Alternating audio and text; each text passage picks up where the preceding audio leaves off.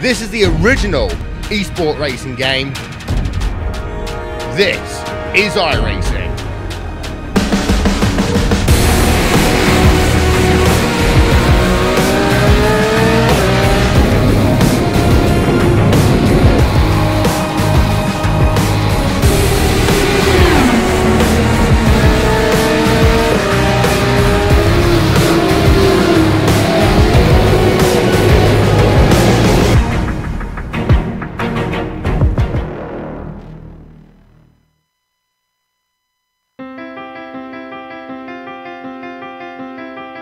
With Overbay leading the points and his teammate the closest behind, their antics at Imola don't bode well for the rest of the field. A Ferrari-esque effort looks like it could create a lockout of the top two spots for BO Racing. But the twitchy Radical has not been a forgiving car, and Overbay's sudden rise guarantees nothing. Interlagos sets the stage for today's race that could make or break many a driver's hopes. We'll see who steps up to the plate here in Brazil as we get ready to watch round 6 of the Precision Racing League's American iRacing Thursday series. And you'll see it all live here on the Global SimRacing Channel. Hi, I'm Joe Peak, and with me in the booth is Taylor Burris. Behind the scenes is our director, Sean Crackers Ambrose, and he's using cameras provided by Dougie Beard. Taylor, this should be a fascinating track with its mix of high-speed straights and tight, twisty infield. Tell us about Interlagos. Of course, and welcome everyone to Autodromo Jose Carlos Pache. Located in Sao Paulo, Brazil, this beautiful 15-turn, 2.6 miles or 4.3 kilometer track opened in 1940 and has been home to some of the biggest motor races in all of Brazil, with such races as the Brazilian Grand Prix, as well as major sports car racing events taken throughout the decades. To give you the fan to see what it is like to take on this tight twists and turns of track, let's go on board for a GSRC lap guide. All right, we've got Stefan Schlacker and the GSRC Radical, so let's do a lap around Interlagos. The entry into the Senna S is going to be a very popular place for passes due to the draft. But the way these corners switch back and forth, the battle sometimes carries on all the way into the Curva do Sol. By that point, one driver usually comes out ahead, but it is flat out through here, so they're already starting to gain speed. That means by the time they're on the Reta Oposta, the draft is already kicking in again. It's likely things will erupt into a battle once more, and it'll be a game of chicken on your way down into the Descida do Lago. What's frustrating here is the drop in elevation makes cars understeer badly. While there's paved runoff to the outside, you'll still lose time by having an off track. Switching sides, we now hit Ferradura, which has very little braking. Don't expect many overtakes here unless someone is very brave. After 2 apexes, you let it swing out, and now you hit the slow technical half of the circuit. This kicks off with the right-hander of turn 8, where you can take a fair amount of curbing. The hairpin of Pinarino has a lot of banking, but it tightens on the exit, so watch out on how early you apply the power. From there, you come to the slowest corner, the duckspill. Sneak attack passes will happen from time to time, but it requires a little cooperation from your opponent. Now we switch back into Magurla, which is pretty easily flat out in the high downforce Radical. The most critical corner of the lap, though, is Junção. Because you're going to be flat to the floor all the way to the line from here, and the Radical has a tendency for wheel spin in slow corners, a consistent and smooth right foot will make all the difference. Drivers will be trying desperately to get as much speed onto the front stretch as they can. All you need to do is minimize your steering input around this arc, and then hopefully you've now finished a lap around Interlagos.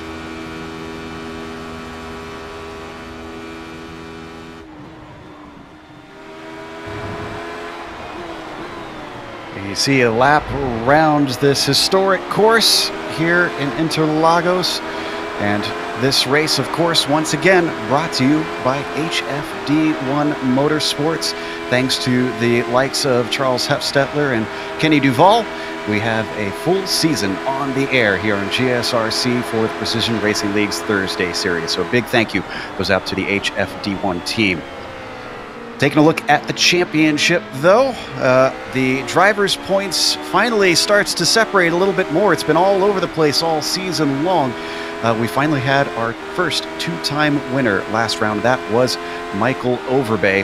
That you can see that extends his gap up to 22 points over Padovani, who jumps up 3 with his second place. Now, he dutifully played second fiddle. He had both the drivers admitted so post-race last round, and Currently, in the warm-up, they were 1 and 2 once again, Overbay leading and Padavani in second. So it certainly does not look good for anybody else who hopes for a championship.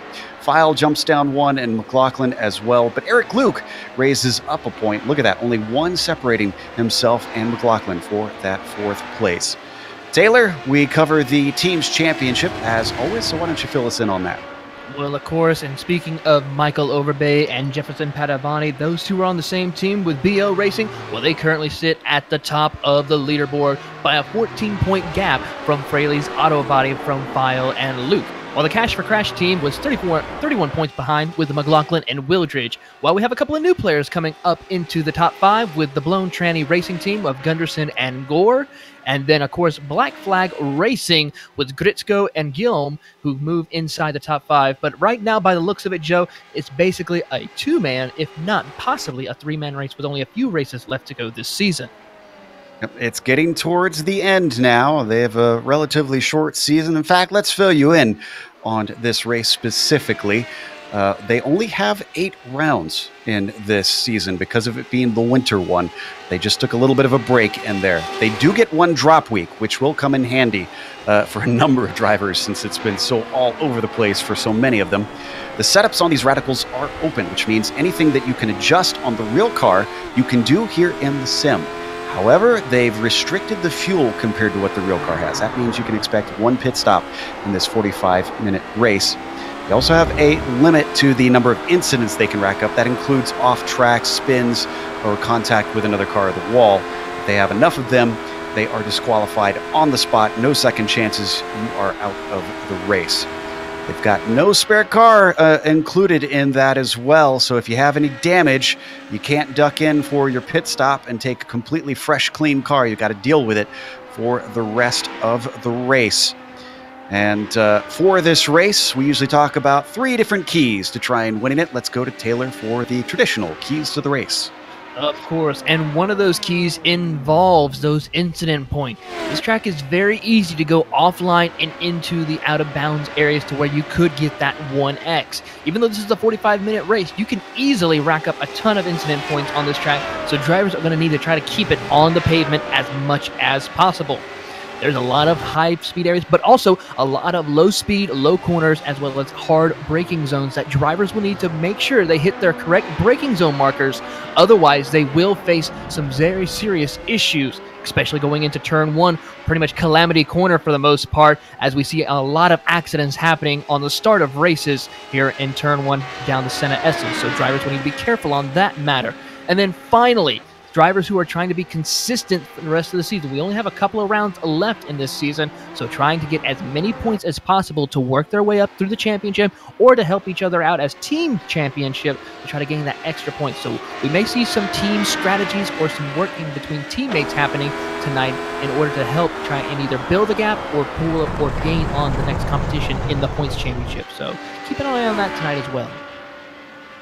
Well, if you like consistently watching here on IESN, we have a great suggestion for you. You should consider subscribing here to the iRacing eSports Network. All you got to do is click the big red button that says subscribe, and you won't miss a moment here, not only just with the PRL series, the 2 that we cover this season, but also all the World Championship series that you can catch here on IESN. Also, we want to mention, if you do independent vehicle inspection, there's a lot to keep track of. Whether it's an old school pile of paper documents or a computer full of spreadsheets, it can get overwhelming. But we have great news for you. Inspect a Ride is the fastest way to conduct your vehicle inspections and create reports. You can save time, eliminate paper, keep better inspection records, and simplify your life all from your iPhone, iPad, or Android phone or tablet.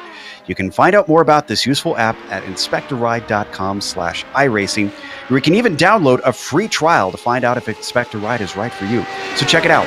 Once again, that address, you can see it on the screen. It is inspectoride.com/iRacing. Completely free trial there for you to check out. Taking a look at the qualifying, Overbay is continuing his momentum. He's on the pole, but his teammate is not joining him. In fact, his teammate is just coming out to put another lap in, and he's running out of opportunities to improve on that 18th place, Taylor. He's got to hustle, or else he won't be able to play backup there for his teammate. Yes, indeed, as we're on board with Jefferson Padovani. He is way down in the time charts right now with a 1:33. That's a good 5 to 6 seconds slower compared to Michael Overbay, so he definitely has to pick it up. With 3 minutes left to go, he can maybe get one good lap in before time runs out, but we're definitely going to have to keep an eye on him. As we currently see Blasco, who's in second place right now, he was one of those drivers who was starting to run good before running into problems at the last round. So he is definitely trying to look for a good way to gain back up inside the podium positions tonight here at Interlagos. Almost half a second off of Overbay right now. He's certainly got some work to do. The Hispano-America driver following, oh, well, that certainly won't help being put offline. I'm not sure who that was stopped, but the car spun in the middle of the track. Certainly doesn't help the situation. He's got about 3 minutes left, so enough time to try and get a couple goes around. Now, I do know that we have at least one, looks like 2 drivers who are considering this a home race. Jefferson Padovani, who we mentioned a little bit ago, is hailing from the Brazil club, and so is Esteverson Oliveira. Esteverson not out on track at the moment, but sitting in 12th in the qualifying.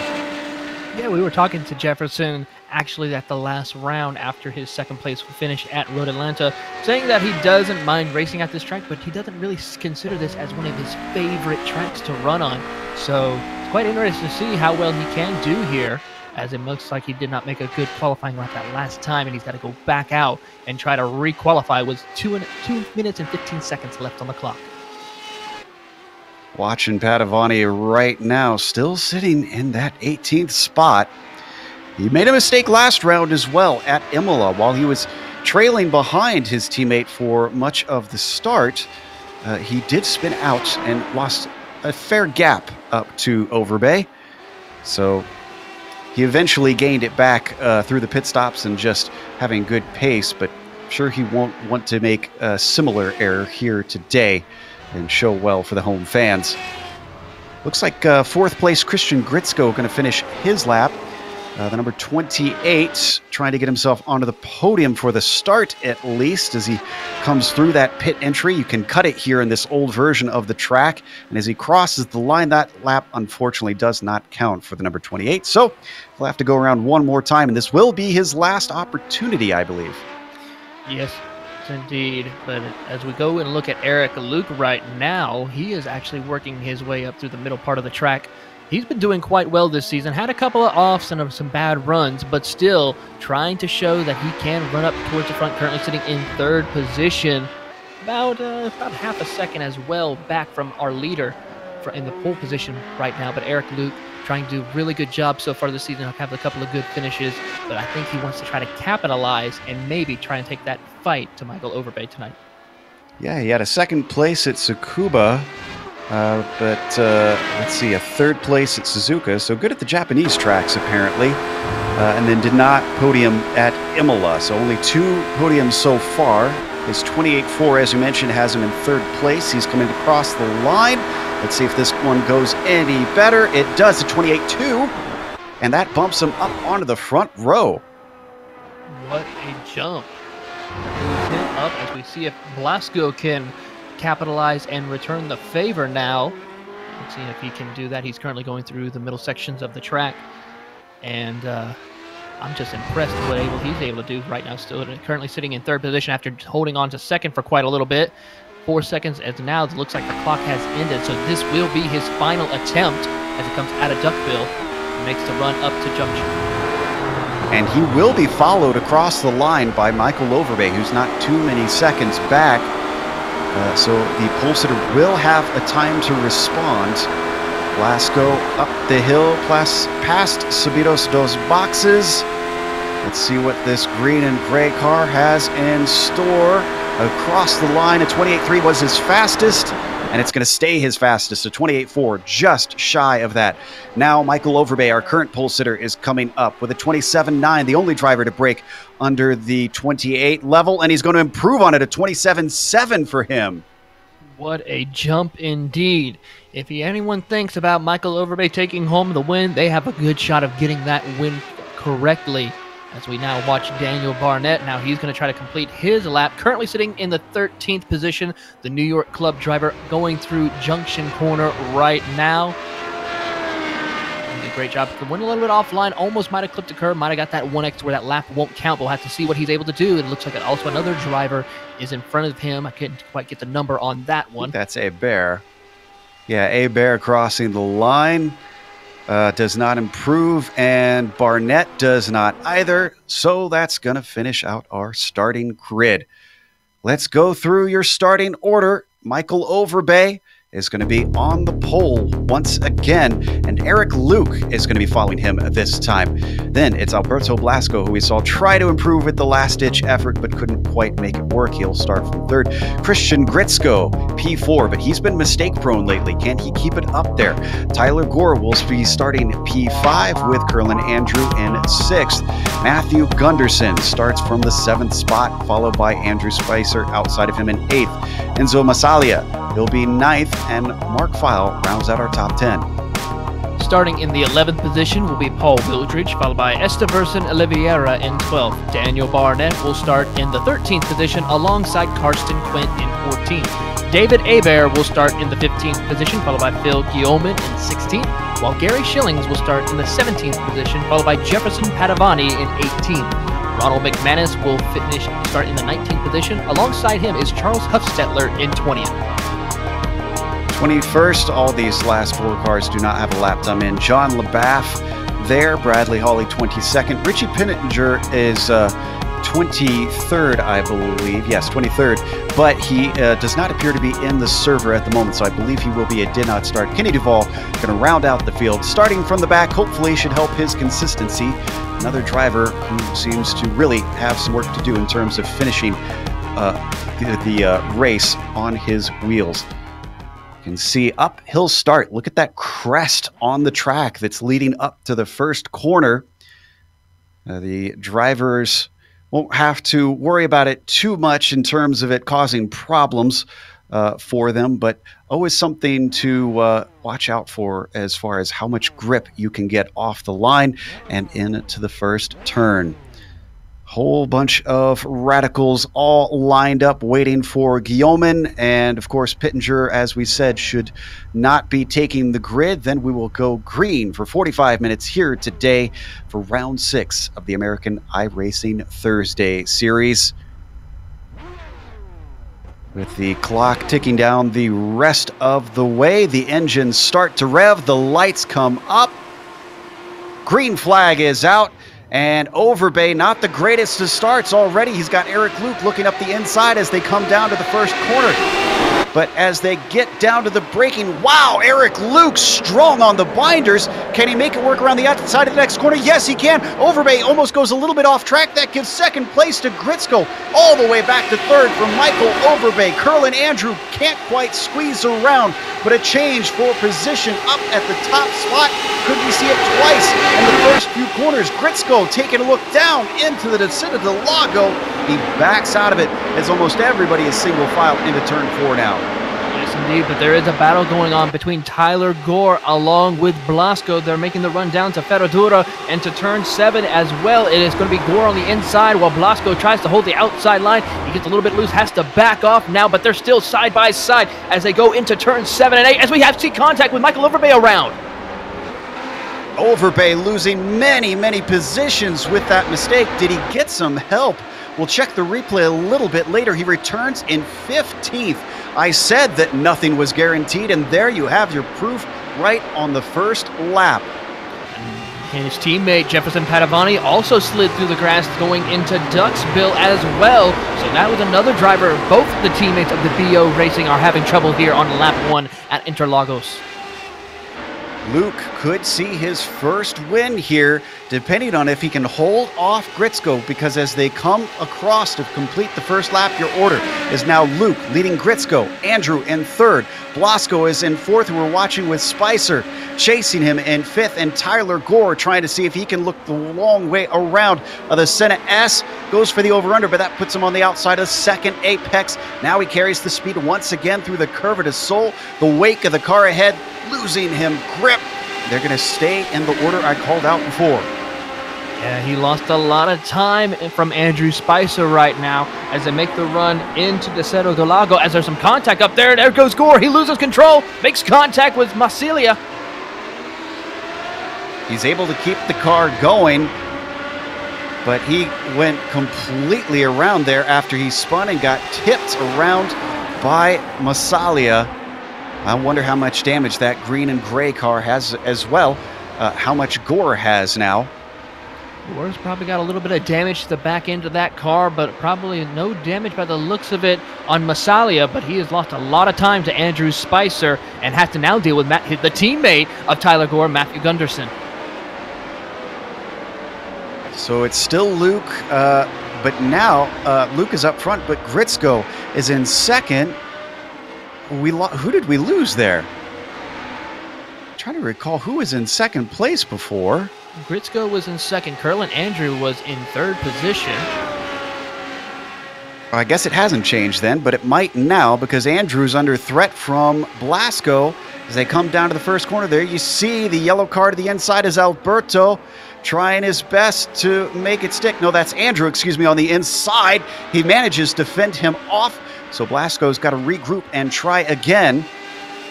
They come down to Retta Aposta. It's got a good run in the slipstream, but I don't think quite enough of a draft to get him up there as we look back out of the gearbox of Andrew. Yeah, Matthew Gunderson tried to do the over-under into the Cerro del Lago, but was not able to make the pass. He's going to try to get to the outside of Massilia as they go up to Ferradura. Not able to, still is going to be Massilia holding off Matthew Gunderson for that 5th spot. And here comes Jefferson Padovani. Remember, he spun out going into Duxville and is now caught up to the back bumper of Matthew Gunderson for 6th place. So a little bit of hard work for Padovani as he gets into the back bumper of Gunderson right now as they make the run up to Duxville. Again, let's see if he's able to make it through a little bit more cleanly this time. No problems at all, but it looks like Gunderson washed up a little bit wide, giving the Padovani the opportunity to close the gap now. Padovani's been making much better inroads than his teammate Overbay. Again, those two leading the team's championship right now. We watch from the back of Gunderson on Padovani as they climb up the hill. He is well close to him, probably getting a hefty slipstream. Is this going to be enough for an attack down into the Senate S? He's given the inside as Gunderson swings out to the racing line, but Padovani, as they hit the braking, is already fully passed.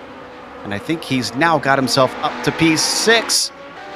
And action happening for 3rd place as well. Curlin Andrew has Blasco with a head of steam on him. Blasco as well takes the inside down to the Cerro del Lago, tries to outbrake him, but isn't quite as strong. He's got the inside still. He takes the apex, finds the grip, move Blasco up to P3.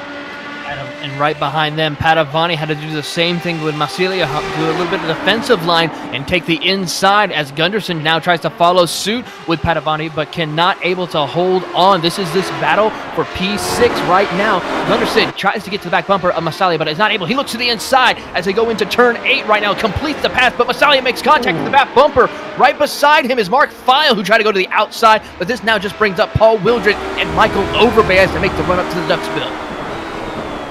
Tried to go for that over-under, and Massilia found a car in front of him. Now he slips up, and Mark File gets into his side. That's Overbay behind, trying carefully to pick his way through, but the lift interrupts his momentum. See, he tries to go the long way around up top to the long front stretch, and wow! What a move by the number 68 to make that one stick. That gives him 8th place. Unfortunately, it didn't give him that great of a run because now Paul Wildridge is starting to gain as they come up to cross the line for another lap completed. Wildridge, not quite close enough to attack. Little puff of smoke outbreaking himself. Overbay goes deep, but so does Paul. Yes, this now gives the chance for Michael Overbay to pull away from Paul Wildridge as they come out of turn 3, Curva de Sol, now making the run down the Retta Oposta before they get to the Cerro del Lago. It's still going to be Gunderson holding on from Mark File and Michael Overbay, but Michael Overbay is on the attack, closing into the back bumper of Mark File as they make the run up to Ferradura.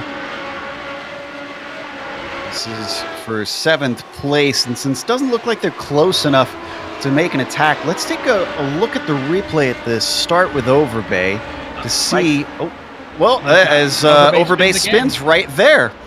Well, we'll see his. Oh, okay, we're going to stay. We stayed live for just a moment now.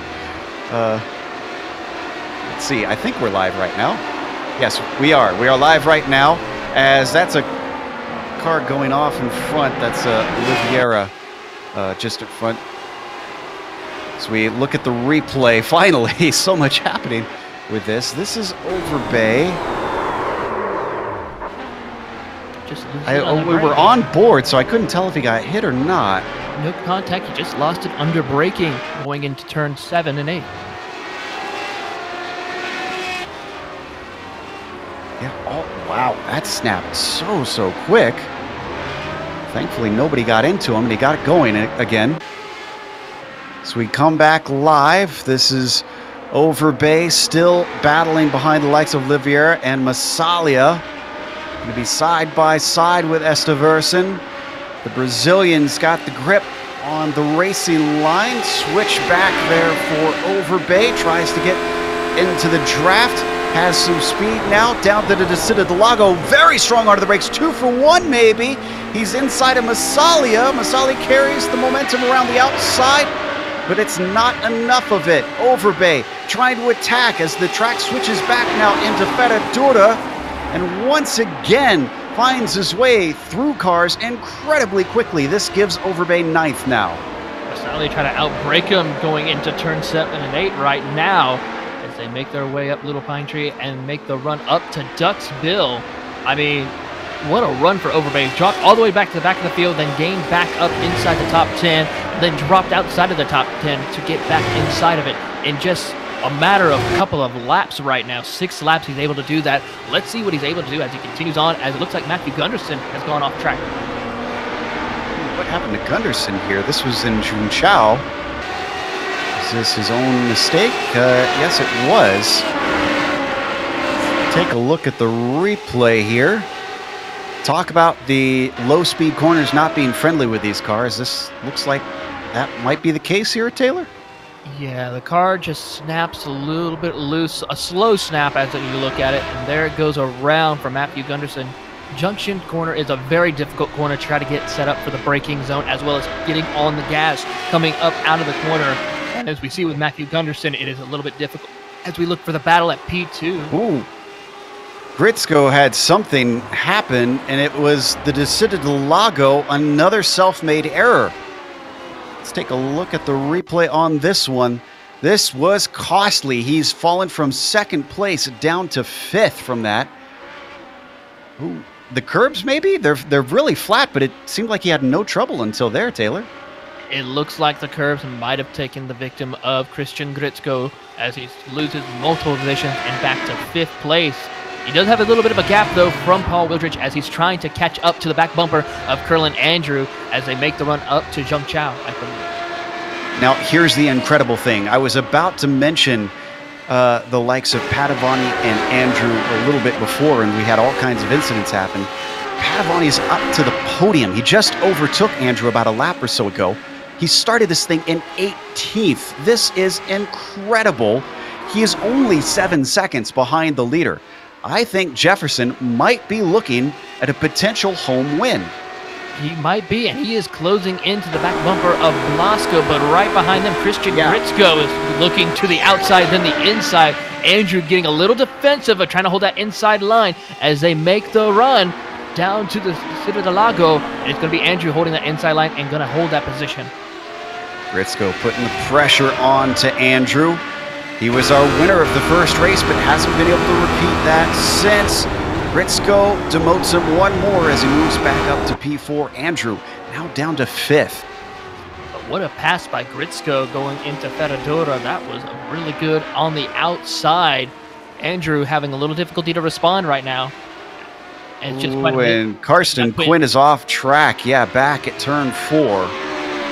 Another car spinning out all on his own. This one looks a little bit different from what we saw from Gritzko. You can see him coming out of the Curva de Sol here, down the Reta Aposta. And then into this corner, this left-hander, the Canadian's car just whips around on him very quickly. Ooh, yeah, very quickly around for Karsten Quint. Unfortunate for him, he lost multiple Let's go to second place right now because Padovani working on Blasco. He's going around the outside up into the Senna S. As he got this one done, the track's going to switch back in his favor, but he doesn't carry the speed very well. Blasco's going to try to come back at him. The number 85 getting within the toe.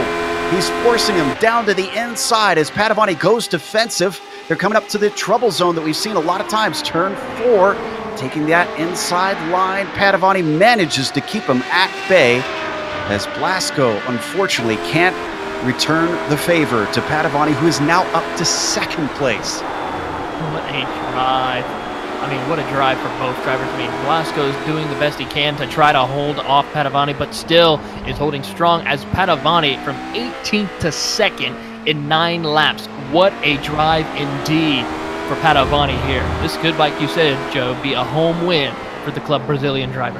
And just a reminder as we go to 10th place, this battle being between Oliveira and Gunderson, that Patterson, or excuse me, Padovani, Jefferson Padovani, has 3 podiums and 1 win already. So Jefferson knows how to win races based on what we've seen this season. I would not put it past him to try to run down Luke. So far, though, Gunderson not able to run down the likes of Oliveira. No, having a little bit of trouble now as they make the run up to Jung Chao. Still not able to make any gains on it. Gunderson has a little bit of damage to the rear of the car. It's not affecting it too much, but he will need a little bit of help probably to get to the back bumper of Esteverson and Oliveira as they make the run down the front straightaway.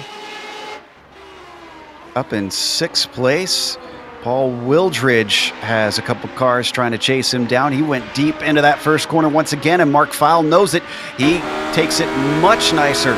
And through the Curva de Sol, the seconds are being shot down. Fowle now in the slipstream, but I think he lifted and backs out of it. The 777, not interested in 6th place quite yet. He's biding his time a little bit and seeing some of the action that might have happened going into the Interlagos. I mean, he was probably thinking not wanting to be another victim here of this track, as Oliveira has a problem on track. Yeah, he was finally overtaken by Gunderson down into turn 4. Managed to get by with a clean overtaking move. I think we've got the replay of it. See him tuck up behind him. The orange car of Gunderson makes it look easy. No wheel spin for him off that downhill corner as he finally gets by. What a pass indeed by Gunderson as he works his way back up to the field after that incident. Now got his eyes set on Bradley Holly, who's about 1.5 seconds up the road. And you might see a flash of purple up at the top of your screen. That's because Jefferson Padovani set the fastest lap of the race. He has cut this gap down to Luke by about a second. It is now 4.7 between himself and the 09. This is looking like it is very much in the hands of Jefferson right now. Eric Luke does not have the pace from what we've seen. He's really got to pick it up if he hopes to fend off the Brazilian.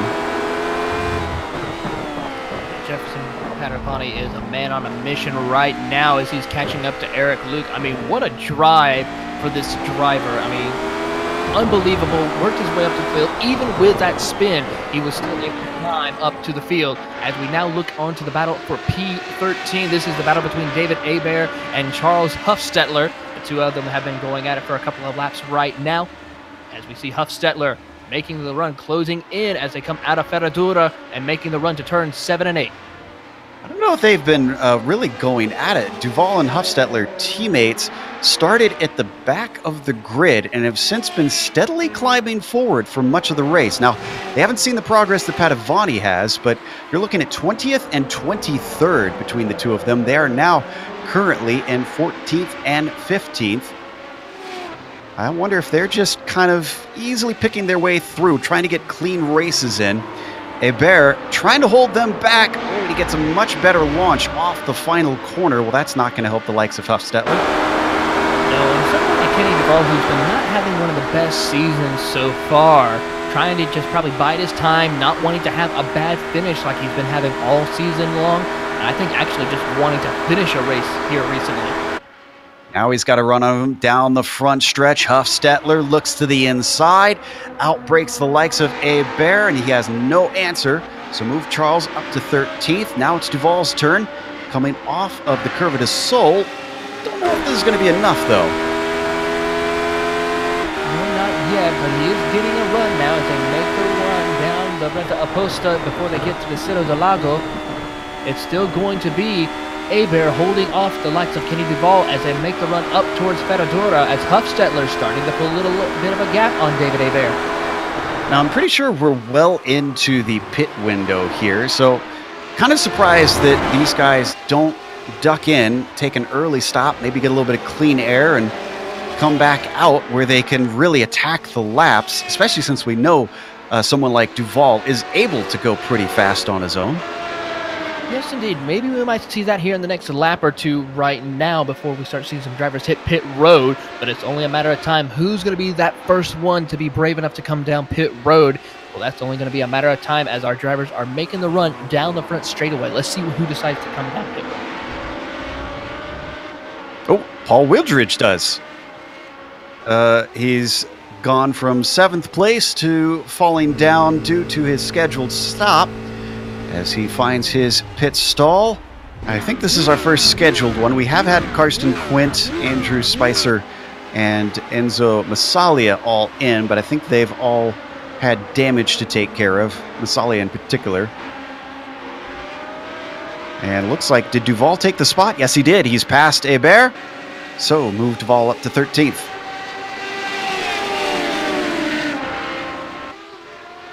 Wildridge returns to the track. He's going to return, barely in 15th position because that's John LeBaff. That is for a spot. LeBaff going deeper on the brakes with the tires having been warmed up. But a little bit too deep. The red and black machine of Paul Wildridge starts to out-accelerate him.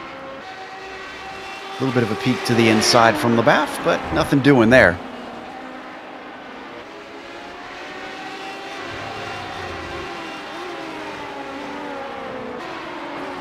And Duvall's managed to get by Huffstetler recently. Now, was this him handing the position over? Let's take a look and see. This is coming into the little tree. That's Huffstetler in front that we see, Duvall behind. Oh, a mistake. A mistake from Huffstetler going a little bit wide as he bobbled, and Duvall capitalized and squeezed through. Gunderson now pitting in the number 33. The driver decides to wave the flag to come down pit road to make their stop. That is the Canadian driver of Matthew Gunderson. Taking a little bit, finally hits his pit box. Seeing how long he will take, but he will probably drop back to around 15th, 16th position as the battle for P9 is now starting to get a little interesting between Esteverson Oliveira and Bradley Hawley and Tyler Gore. Are all battling it out right now. This is the battle for P8, 9th, and 10th as we see Tyler Gore look to the outside as they make the run to Ferradura into turns 7 and 8. Oliveira very clearly feeling under threat because he went defensive into Ferradura. Such a fast corner. I wouldn't think you'd really need to defend unless someone's got a fantastic run on you. And Gore he wasn't close at all, at least from what I could tell. No, but he's locking up the brakes quite easily as they go out of Duck's Bill. I mean, he's got to be careful not to lose the car again as he has earlier in the race, but Esteverson Oliveira is able to pull that down. And we've got to get to the lead. Sorry to interrupt because Padavani has run Luke down to now under a second.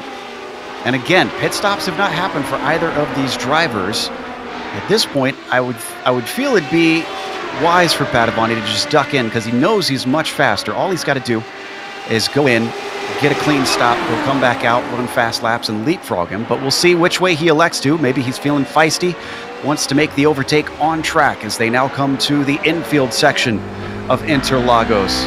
We ride on board with the Brazilian who has now got within 0.4 of a second up behind Eric Luke.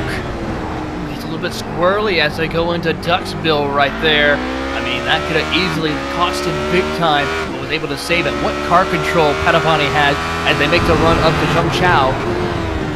Eric Luke trying to find a way to pull that gap. His teammate Mark Files already come down pit road. Let's see if he decides to maybe do the same as they make the run down the front straightaway. Let's see who decides to come down pit road first. I think they're going to stay out. No. Yep, both of them are going to stay out this time around as we see Jefferson Padovani utilizing the slipstream to close down to the back bumper of Eric Luke as they break for the Senna S's. Padovani trying to find a way to get by, looks to the inside, gets a great run out of the Senna S's. We might see a pass for the lead coming out of the Curva de Sol.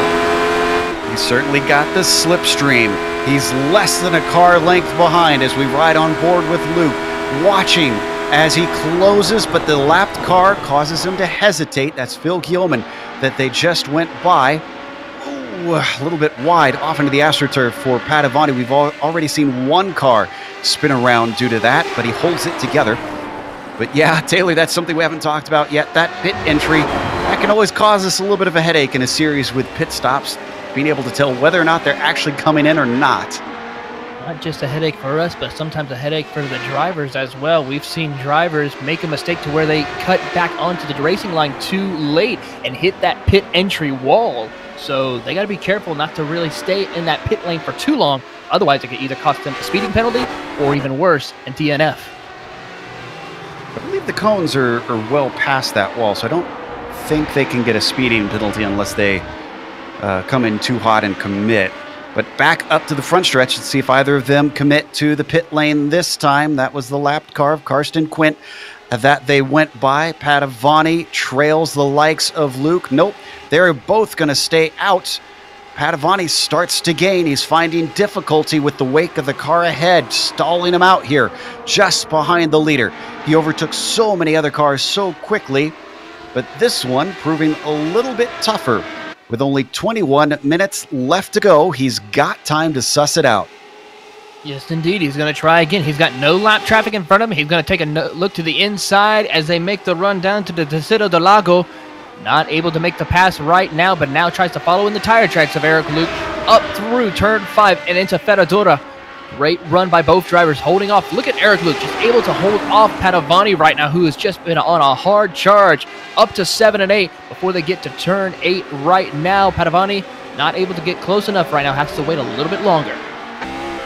What contrasting fortunes between these two. Eric Luke, who started on the front row, inherited the lead after a bad start from Overbay, and then Padovani, who couldn't get his qualifying together, picks his way through, keeps his pace up, and then runs down the lead from almost the very back of the pack. But now he's got to contend with a very feisty number 09. As we switch back to 7th place, this is the battle between Duval and Huffstetler. But actually, we have to go back to the lead because Padovani's got a great run, and he's got the line to the inside. No defense from Eric Luke. He lets him through. I think maybe he could try to see if he can make a good run out of the Senna S's, but I don't think that's going to work at all for Eric Luke, as we see Padovani pulling away as they come out of the Curva de Sol and make the run down the Reta Aposta. Padovani has gone from 18th to leading his first lap of the race with a little less than halfway to go, and still his pit stop yet to be executed. You can see Luke is clinging to the back of him slightly, but not very, very closely. It's about half a second separating the top two. And then you got another 6 back to the likes of Alberto Blasco, the number 85, rounding out the podium. Pretty much in no man's land for now. All by himself, Alberto Blasco just trying to hold on to that final position on the podium, but still within striking distance if something does happen to either Padovani or Eric Luke. I mean, a little over 6 seconds right now, but still unfortunate for him as we look at the battle for P4. This is between Christian Grisco and Curlin Andrew as they make the run up to Ducksville right now. Grisco trying to hold off the likes of Andrew as they make the run out of there and make the run to Zhengzhou, as Andrew lost a little bit of time coming out of there.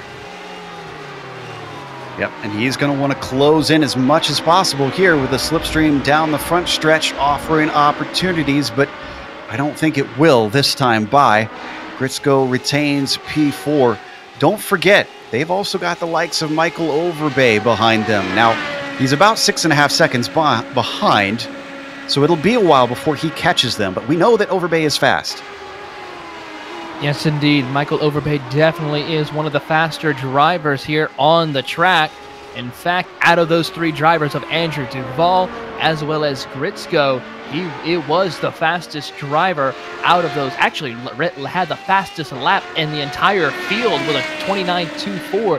Padovani only ran a 29.37, so he definitely is showing that speed here at Interlagos. So we come back to the front.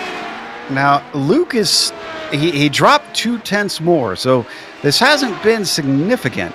He's staying with Padovani, and as I mentioned earlier, Padovani is not free from errors. He made a mistake from second place at Imola last week.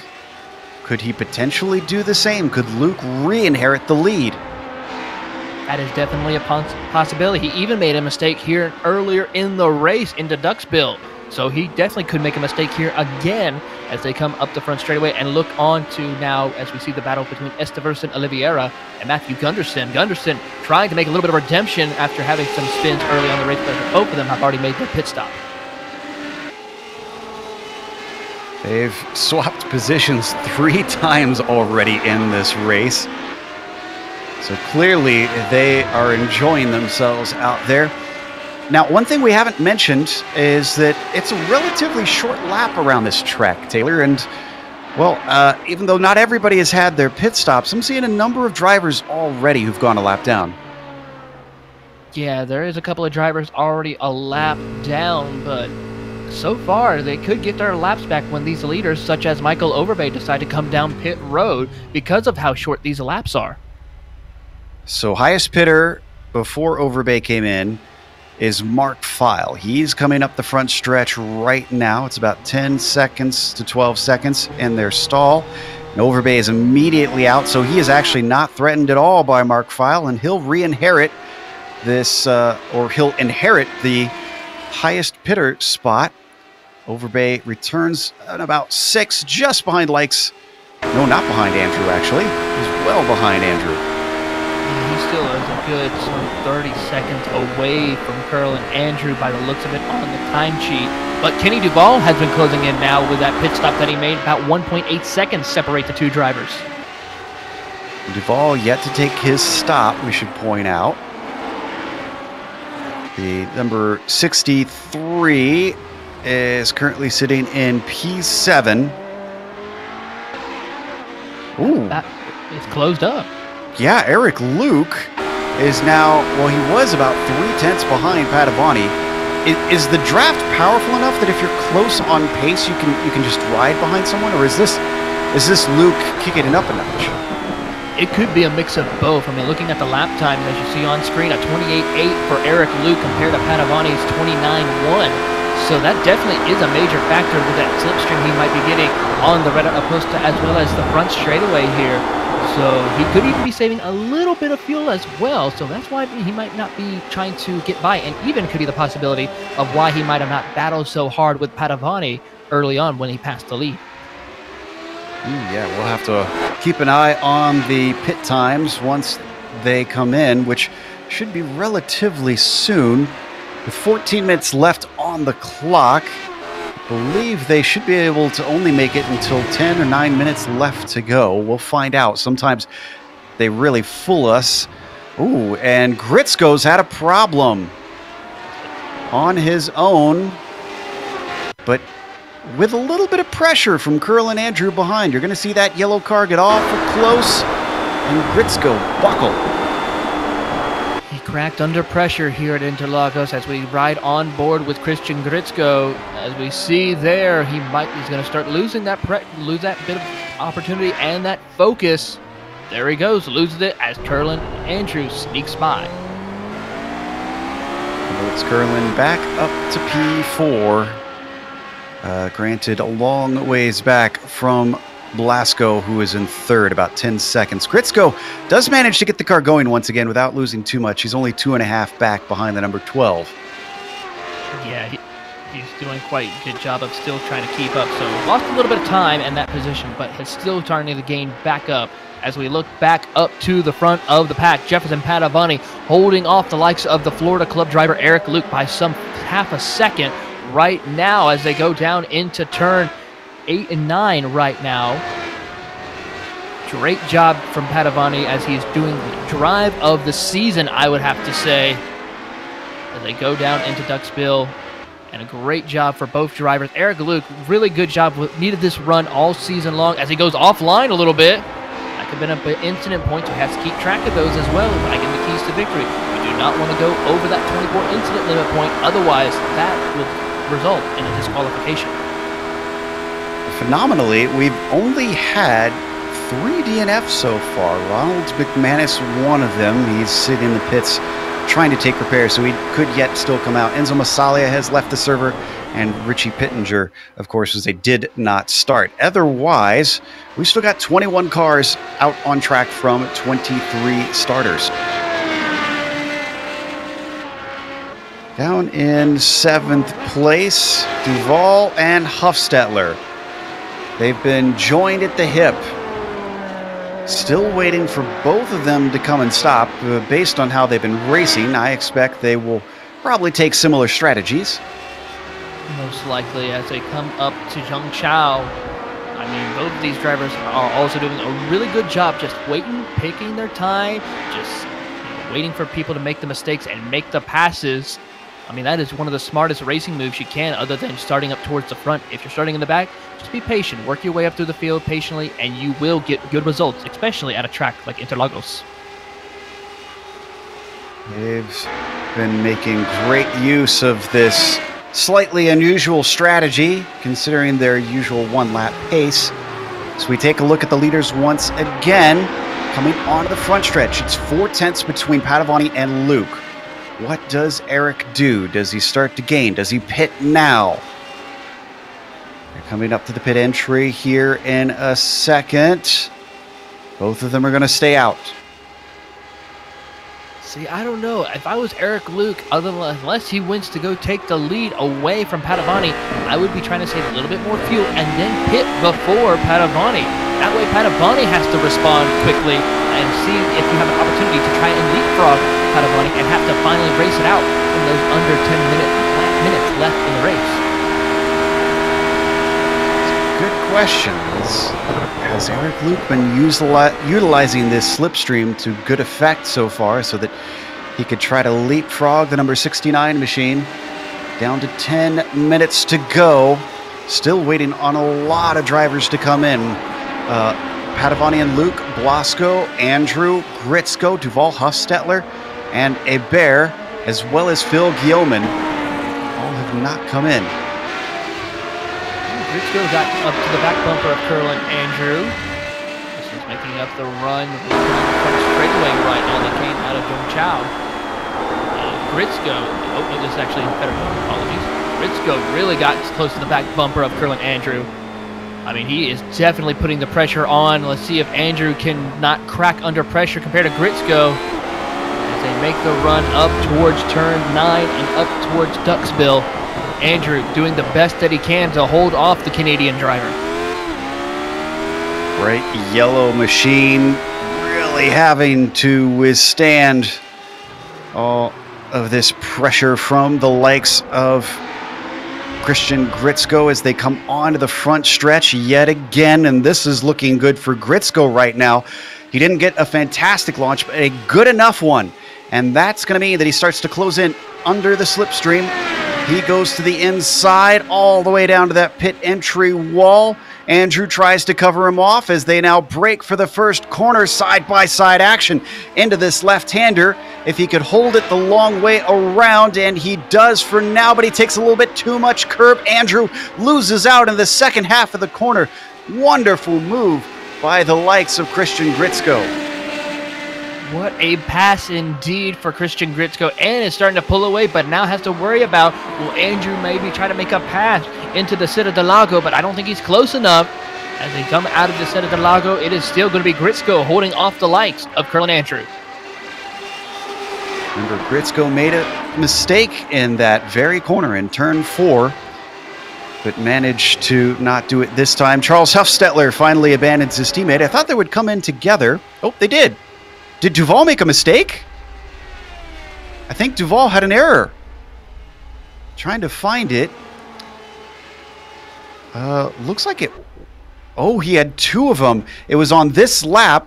One was into turn 8, and the other, I think, was in the duckspill. Let's see if we could find it. There's the second one right there. That was into the duckspill. And we need to go maybe about 15 seconds farther back for the first one into turn 8. Here we go. Both of them on his own. Both of them, car just coming around halfway. Well, more than halfway there. That seems to be the problem with a lot of the drivers who have spun out today. They have done it on their own, not really any contact as far as spinning another driver out. It's just so difficult to get the power back down. And as we see now, our leader's coming down pit road. Let's see if he's able to make a good stop. I think he's off now. No, he's been in and out, yeah. Padavani has finished his pit stops, and he is well ahead of Eric Luke, even though he had an incredible pace. Jefferson in the stall 7/10 shorter than Eric Luke. Curlin Andrew splits them. You can see they're 2 seconds back, but Andrew is yet to take his stop. We're waiting for him and Hebert, the final 2 drivers, to come in before the race is done. Yeah, and they are closing. As we see, Curlin Andrew is now trying to get closing in, but right now it is still going to be Jefferson Padavani holding on by 2.4 seconds and really pulling away right now from this pack of drivers. This is Curlin Andrew. We're waiting to see if the second place driver finally comes in. That's Kenny Duval, who is incredibly a lap down from Andrew. He beat Duval to the win in the first race at Spa. And finally, Andrew comes on into the pit lane and gives that back to Eric Luke. So where is Andrew going to come back out? Blasco's going to go by. Overbay, I think, will as well. Actually, maybe it's Overbay he's fighting with.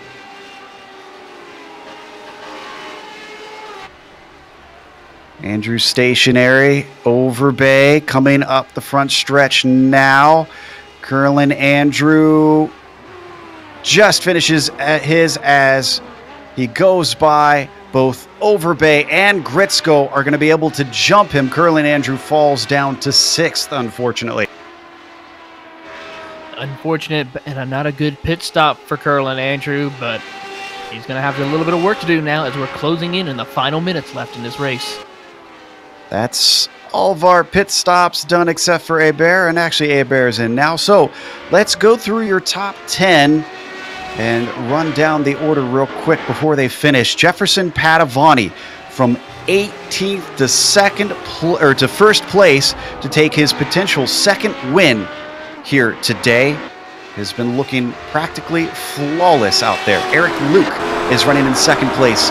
He had a sniff of a win here, but unfortunately the local boy, Padavani, is looking more likely to win unless he makes an error. Blasco is sitting in third to round out the podium, and he's honestly pretty safe, even though he has the likes of Michael Overbay running in fourth, because it's about 12 seconds between Blasco and Overbay. Michael, after a bad start and then some errors on the first lap, fell way down the order. He's recovered to fourth. I'm not sure if he'll get many more before all is said and done. Top 5 rounded out by the likes of Christian Gritsko, who is not too far behind Overbay, but not sure if he's got the pace to try and challenge the number 68. What's the next 5 look like, Taylor? Well, Curlin Andrew just got done with his pit stop, currently sitting in the 6th position after losing 2 spots. Got up as high as 2nd place, but has a lot of work to do.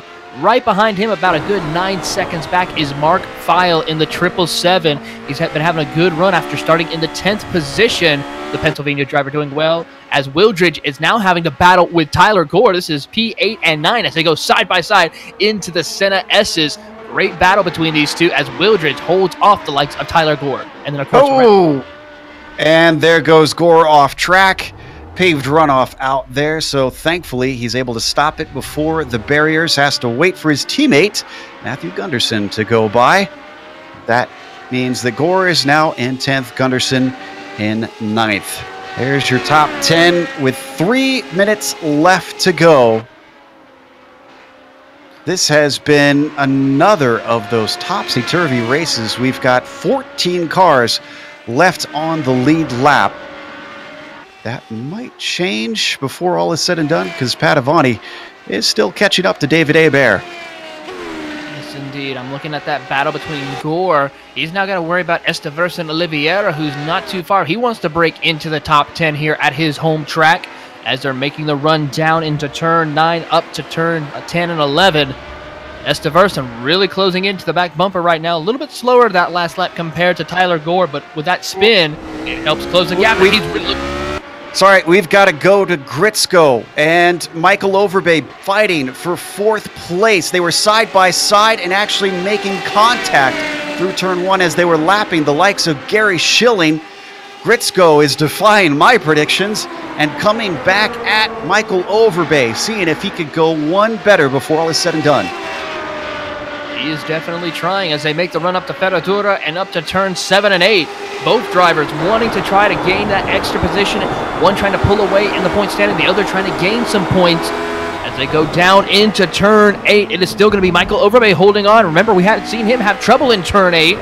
Into turn 9, both drivers nice and smooth, not having any issues as they make the run up to Duxville. Wow. Can't believe that Gritsko has been able to challenge this well. I think he only has one podium all season, and that was at Road Atlanta. So as he comes around, he's lost a little bit of touch, but he's going to have more lap traffic in the form of John LaBaff to try and help. In the meantime, the white flag has come out for Jefferson Padavani. We'll get to him when he gets close to the end of the lap, because right now this is the exciting battle at the top of the field. One thing I do want to point out is Eric Luke is closing into the back bumper. It was about 1.8 seconds a few laps ago. It is now under a second and closing now 0.7 of a second between the top two as we see our top 4 going at it in Senna S's. Yeah, after the pit stops, there was 3 seconds separating them. I wonder if Padavani short-filled slightly and has had to save fuel. He was in there about 7/10 shorter than Eric Luke. So as we check in with our leaders, only half a lap to go for Jefferson to try and take home a home win. Behind them, that is the lapped car of Kenny Duval, just watching from the popcorn position. He does not have a horse in this race. Off the final corner, Jefferson Padavani is followed very closely by Eric Luke. Can Eric take this at the line? He's starting to close in. Jefferson still is ahead. Does he have enough coming up to the line? Jefferson Padavani tries to shorten as much as he can, and he's going to take the win here today at Brazil. If the virtual fans could cheer, they'd be going wild right now. It was 0.08 of a second at the line between Padavani and Luke. Blasco is going to take 3rd, with Overbay coming ahead of Gritsko in that battle for 4th. This is the battle we want to watch between Gore and Esteverson. Top 10 for grabs here between the 77 and 37, Taylor. Yes, indeed. These two are trying to battle it out right now. Tyler Gore holding on to that P10 position as they come out of Duxville, making the run to Zhengzhou. Still, Esteverson is trying to close but cannot. It's now 1.4. He has lost a little bit of time. Now 1.1. He is closing, coming up out of Zhengzhou. It's still going to be Tyler Gore. Can Esteverson just get a little bit of that draft to close in? I don't think he will. I think Tyler Gore might be able to hold off as they come down the front straightaway. It is going to be Tyler Gore who will round out your top 10 here at Interlagos. Last of the field trickles across the line. David Hebert going to be the final one on the lead lap. So that takes us to our break here on the Global SimRacing Channel. But stick around, because after this we'll have the results, as well as driver interviews, as well as all the upcoming races here on the GSRC.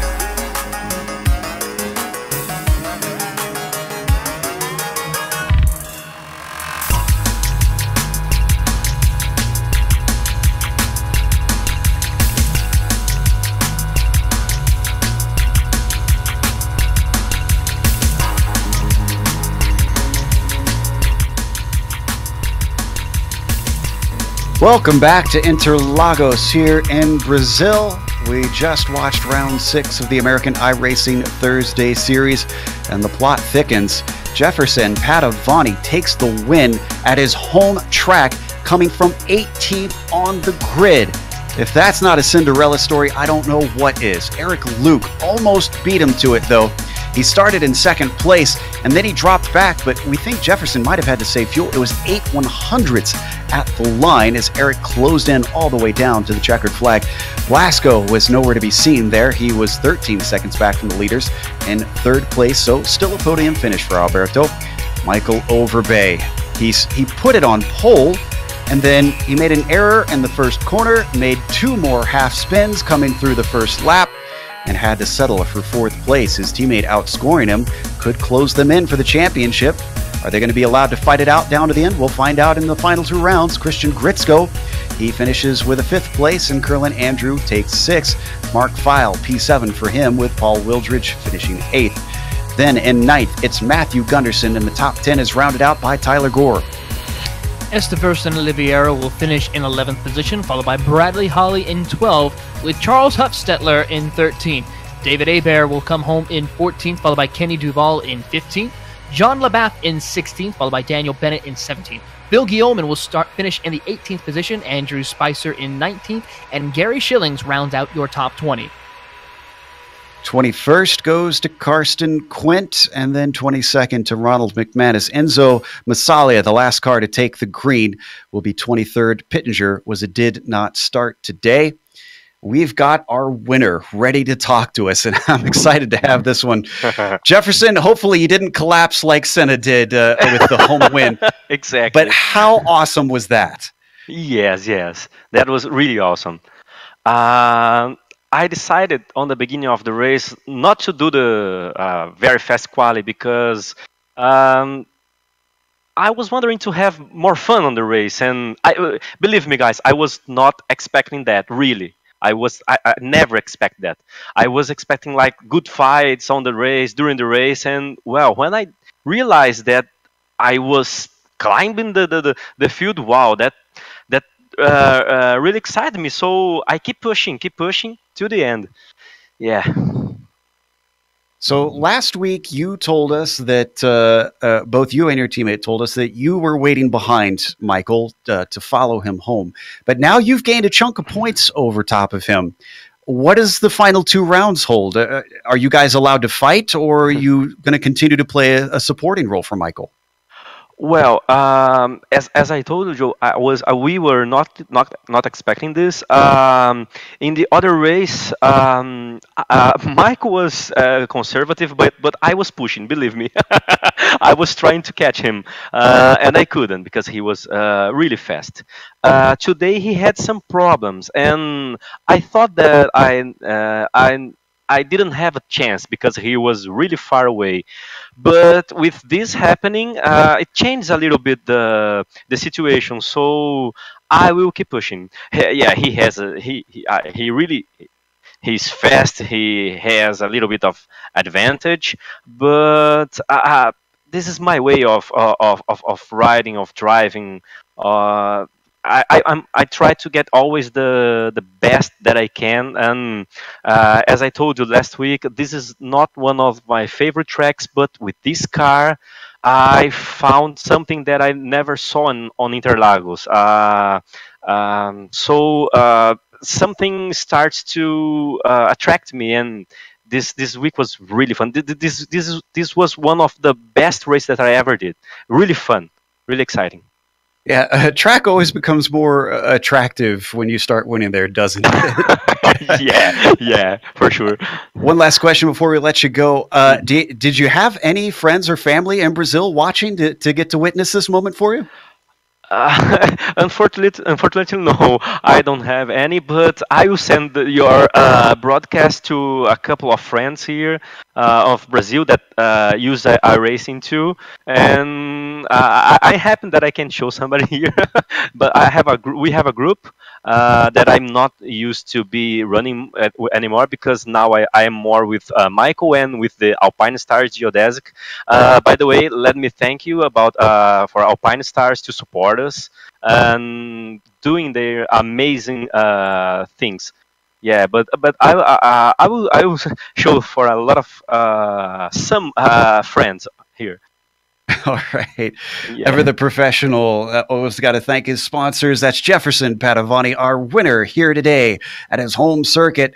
And up next is the driver that nearly snatched it from him. Taylor's talking to Eric Luke. Yes, indeed. Here with Eric Luke. Eric, what a finish you gave us here at Interlagos. And honestly, what a drive for you today. I mean, able to hold off Padovani for just a little bit, but then, of course, had to give it up later on in the race. Tell us about your race here today at Interlagos.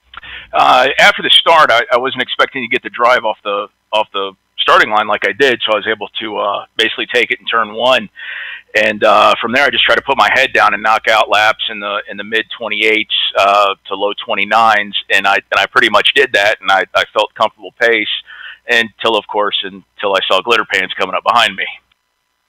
Yes, indeed. And we were watching that last lap on the front straightaway. You were definitely closing in. You almost felt like if you had a couple of more inches, you could have definitely made that pass. Was there anything you felt like you could have done different maybe to try to hold off Padovani, or were you just saving fuel? And the reason why you let him by earlier? The reason why I saw him coming up behind me, I knew I didn't have the pace, especially through practice, seeing his lap times and everything. So my plan was just to pretty much just try to stick with him in the draft and match his lap times, even if I was a little bit off here and there, just to be able to stay with them. And I pretty much was able to do that throughout the entire race until the pit stop, where I kind of ran over my pit guy and went too far forward. Ooh, yeah, we got to be careful on those pit road entries as well. We've seen that happen, but then how that could cost you big time. But still managed a good second-place finish. Again, Eric, congratulations on your second-place finish. Are you feeling confident maybe for the next round to maybe take that battle to Padovani and Michael Overpay? I'm really hoping I can. I'll be able to get some more practice in, and hopefully I can go ahead and get my maiden victory. Yes, indeed, and we look forward to seeing that happen, hopefully, for you this season. That was Eric Luke finishing second place here at Interlagos. Thank you, gentlemen. Up next, we've got the last of our podium. Alberto Blasco is with us. He started from third and he finished third, but it wasn't that straightforward. Alberto, your first lap did not seem to go to plan. Yeah, the start was very difficult. I started from the outside, and in the first corner I didn't know exactly where I go, and because there were cars along all the road, and I had to go outside, making an off-road. And after that, the race was so relaxing, really. I only had to be consistent and no making mistakes, and well, that was my race. That podium was totally unexpected, really. I want that I could finish in top 5, but finish third was unexpected, really. Well, I'd say you earned it considering your pace. You said it was a quiet race for you, but the first couple laps, it looked like you and Curlin Andrew had a little bit of a back and forth. Yeah, that fight was so exciting. I was a little faster than Curlin, and well, I had to find the place at the moment to pass him. And well, after that, I was a little faster, and because that I could put distance between me and him. I see you hail from the Hispano-America Club. Where do you call home, sir? I'm racing from Chile, but I'm Spanish. I am here in Chile about 5 years ago. Wow. So another sort of South American driver then, I suppose, here having a good result. Congratulations on getting a podium. May have been quiet for you, but I'm sure any good result is taken. Thank you very much. And for finishing, I want to say thank you to my team, Bantu Racing, and the people of FEKIX for trusting me. And well, more because I had 2 blue screen of death at the races at Road Atlanta and Suzuka. And well, after that, I come a bit stronger, I think. I think I could be in these interviews more often. Thank you very much. Hardware problems are always a pain. That was Alberto Blasco, who finished in 3rd today, and that's going to close things up here at GSRC and the iRacing eSports Network. We want to thank a few people before we go. Of course, HFD1 Motorsports for, again, sponsoring this full season here for the Radicals on Thursday. Again, that is the likes of Hufstetler and Duval who came forward and helped allow us to see all this awesome action. Big thank you goes out to, of course, Inspector Ride once again. And if you would like to check out that free download for a free trial that we mentioned, that is inspectorride.com/iRacing if you want to check that out. Then, of course, we want to thank iRacing for bringing us on, and you should thank them by subscribing to the IESN. Again, you can not only find the Thursday series, but the Tuesday series here for PRL, as well as all the World Championship, the official World Championship series for iRacing. There's a lot of money on the line for that this year, so make sure and tune in for those. We want to give thanks to the companies that provide the software and hardware for our broadcast. You can see them listed here on your screen. Additional thanks go to Eric Ekholm and June Lalonde, who provide our wonderful music. See the screen for how to get a hold of more of their great work. Thanks to the team today, Taylor, Sean, and Dougie. If you'd like to find out more about GSRC, including upcoming races, you can find it at globalsimracingchannel.com. You can also check us out on social media. We're on Twitter at GSR Channel, Facebook at Global Sim Racing Channel, and Instagram at GSRC_Graham. The next race, we are going to Bathurst, to Australia. That one will be a lot more challenging than what we saw here today. That'll be Thursday, February 21st at 9 p.m. Eastern. So it's 2 weeks away for this one. We get a little bit of a break for now. We also have upcoming races for other series listed on the screen, so check those out and mark them down on your calendar. But until next time, race clean, race hard, and we'll see you on the track.